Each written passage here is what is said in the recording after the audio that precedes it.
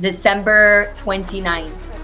I come home from Publix, the supermarket, and a detective shows up at our house, Detective Williams from the domestic violence unit, and she pulls up. Yeah, she pulls up and she goes, "We got a call that you're being held against your will and tortured."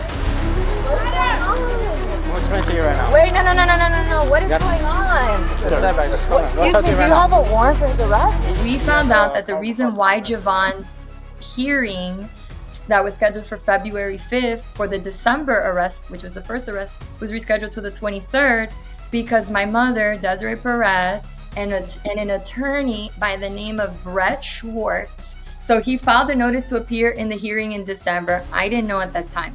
It wasn't until after the hearing on February 23rd, we found out through evidence that basically the prosecutor, Lindsay Davis from the state of Florida, emails my mom, this is all on the record, and says, "We do not have probable cause or enough evidence to charge Javon Hadley with anything."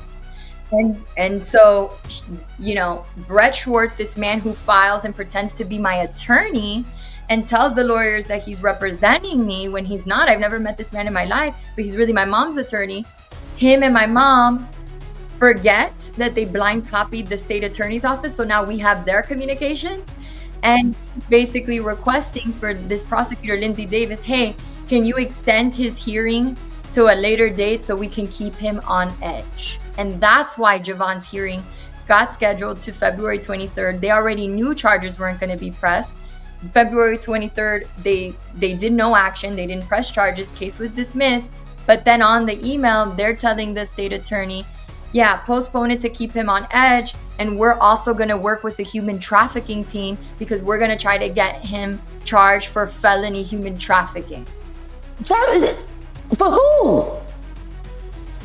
For Javon. So now they're CCing the human trafficking, the head of the human trafficking, which his name is Nicholas Chavez, I believe. I'll give you that record. They're CCing all these people requesting meetings with the human trafficking division to try to see if they can charge him on human trafficking. The case gets dismissed on the 23rd, February 23rd. And behind the scenes, we're not, you know, we get these emails later on, but behind the scenes, they're going back and forth with the state attorney. They're meeting with the human trafficking division. Brett Schwartz is lying and saying he was my attorney. And then at that point in the emails, we discover that Brett Schwartz tells my mother, maybe if we hire a brainwashing expert or a doctor, we can have her committed.